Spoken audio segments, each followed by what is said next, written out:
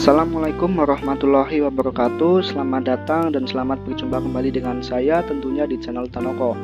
Pada video kali ini saya akan mengulas tentang diagram fishbone atau diagram sebab akibat, atau sering juga disebut dengan cause effect diagram. Namun sebelum saya mulai, jangan lupa untuk like, subscribe, and share. Subscribe itu gratis dan mudah ya teman-teman, jadi jangan pelit-pelit untuk subscribe agar channel ini bisa terus berkembang dan memberikan konten-konten bermanfaat lainnya. Oke, langsung saja kita mulai teman-teman. Diagram sebab akibat disebut juga diagram Ishikawa karena yang memperkenalkan pada saat itu adalah Mr. Kaoru Ishikawa pada tahun 1953. Kaoru Ishikawa ini adalah seorang profesor di salah satu universitas di Tokyo yang pada saat itu melakukan diskusi tentang mutu di salah satu pabrik. Beliau meringkas pendapat para ahli di pabrik tersebut dalam bentuk diagram sebab akibat, atau nama lainnya adalah fishbone atau diagram tulang ikan, ataupun cause effect diagram. Alat ini berfungsi untuk menganalisa lebih detail tentang hubungan sebab akibat sehingga dapat ditemukan akar penyebabnya. Penggunaan fishbone atau diagram sebab akibat untuk aktivitas QCC atau aktivitas GKM atau gugus kendali mutu. Nah, ini yang perlu diperhatikan. Yang pertama adalah gunakanlah kalimat yang lengkap. Lengkap di sini itu adalah ada objek dan keterangan ataupun predikat. Nah, ini adalah contoh yang salah dari satu kata atau kalimat, yaitu gergaji, kemudian cat kayu, paku, dan lain-lain. Nah, kata-kata di sini tidak memiliki keterangan ataupun predikat. Kemudian contoh yang benar di sini yaitu gergaji tidak tajam, cat kayu terlalu kental, paku kecilan, dan lain-lain. Kemudian yang kedua yaitu gunakanlah pertanyaan why atau mengapa. Untuk mendapatkan penyebab perlu menelusuri kembali dengan menanyakan mengapa. Jawaban merupakan penyebab langsung atau direct cause dari problem yang ditanyakan. Sebagai gambaran, penyebab yang kita tangkap biasanya bisa kita bagi menjadi dua macam, yaitu penyebab langsung dan penyebab tidak langsung. Penyebab langsung adalah penyebab yang langsung mempengaruhi akibat atau yang mengakibatkan secara langsung problem yang kita hadapi. Nah, contoh di sini adalah gelas yang jatuh dari meja dan pecah. Penyebab langsungnya adalah kita telusuri langsung kejadian sebenarnya ke tempat kejadian, atau kita melakukan genba dan benar-benar menyebabkan yang benar-benar menyebabkan gelas tersebut jatuh. Misal dari hasil genba atau penelitiannya, yang pertama yaitu gelas ada di pinggir meja. Kemudian gelas mudah pecah karena terbuat dari kaca, dan gelas tersenggol tangan. Maka bila kita melakukan genba atau melihat ke tempat kejadian, gelas tersenggol tangan adalah penyebab langsung yang bisa membuat gelas jatuh. Sedang lainnya, yaitu gelas ada di pinggir meja dan gelas mudah pecah, itu adalah penyebab tidak langsung, karena jika tidak tersenggol, gelas tidak akan jatuh dan akhirnya pecah. Kemudian yang ketiga yaitu jangan keluar dari problem yang dibahas.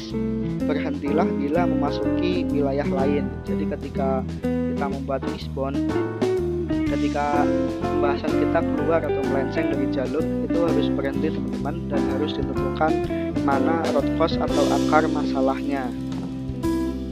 Kemudian prinsip dalam pembuatan fishbone yaitu isi cabang-cabang di faktor man harus merupakan problem orang, sedangkan isi di faktor machine juga harus semuanya tentang mesin, dan tidak dibenarkan di faktor mesin ada faktor lain. Kemudian ada juga yang berpendapat jika isi cabang utama di tiap faktor yang harus sama, sedangkan cabang kecil atau di cabang rantingnya itu boleh saja berisi faktor lain. Nah, saya di sini lebih condong ke paham ini teman-teman, mengingat mesin, material, metode itu tidak bisa berjalan sendiri dan ujung-ujungnya adalah man. Kemudian prinsip analisa dari fishbone. Jadi di sini ada dua teman-teman, ada analisa fishbone secara positif dan analisa fishbone negatif. Di sini yang pertama adalah analisa fishbone positif. Untuk analisa fishbone positif di sini itu digunakan untuk menjabarkan faktor-faktor pendukung dalam suatu aktivitas atau menentukan aktivitas-aktivitas yang perlu dilakukan. Analisa ini akibatnya adalah positif teman-teman, atau sesuatu yang baik atau harapan yang konotasinya itu berhasil. Analisa positif lebih cocok untuk mengungkap hal-hal yang perlu dikembangkan di masa yang akan datang atau yang belum pernah terjadi, sehingga bentuk sebab akibat biasanya merupakan pendekatan ataupun asumsi. Sebagai contoh di sini adalah nasi goreng yang enak. Mengapa nasi goreng yang enak? Nah, kalau di dalam faktor metode teman-teman misalnya, yaitu karena penggunaan bumbunya tepat. Mengapa penggunaan bumbunya tepat? Karena mengikuti prosedur yang benar. Kemudian dari sisi mennya, mengapa nasi goreng enak? Karena bisa memasak nasi goreng. Kenapa bisa memasak nasi goreng? Karena lulus training memasak nasi goreng. Nah, di dalam analisa Fishbone positif ini, penyebabnya adalah positif dan akibatnya adalah positif. Jadi teman-teman.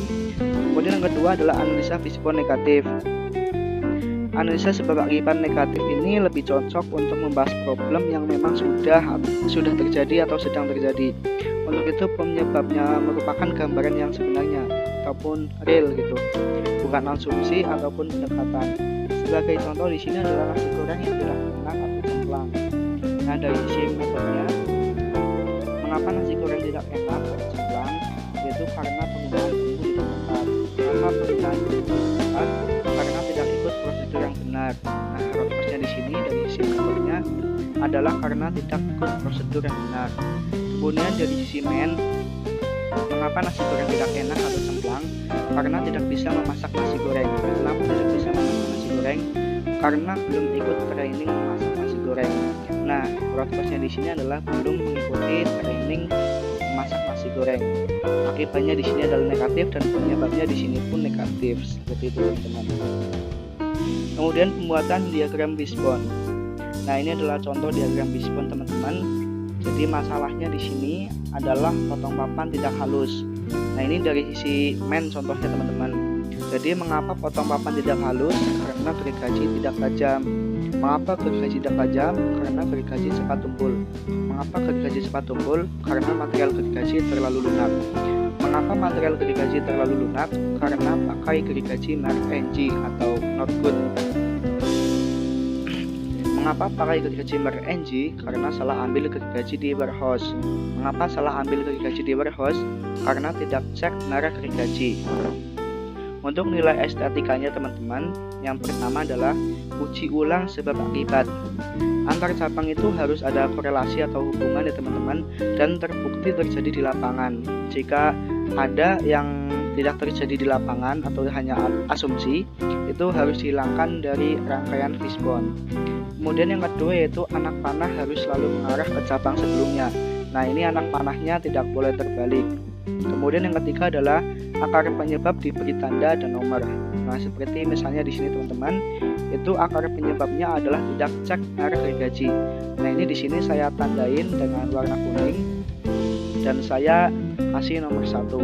Jadi misalkan di sini nanti ada faktor metodenya dan faktor metodenya ada akar penyebabnya, maka akar penyebabnya di situ kita kasih tanda dan kasih nomor, misalkan nomor 2 seperti itu. Kemudian bagaimana cara membaca Fishbone? Di sini akan saya contohkan teman-teman dari masalah yang tadi saya sebutkan sebelumnya. Nah, ini adalah potong papan tidak halus. Cara membacanya adalah kenapa potong papan tidak halus? Nah, langsung disambung dengan kalimat atau kata karena gitu. Karena gergaji tidak tajam. Kemudian tanyakan lagi mengapa gitu kan. Kenapa gergaji tidak tajam? Kita lanjut dengan karena lagi. Karena gergaji cepat tumpul.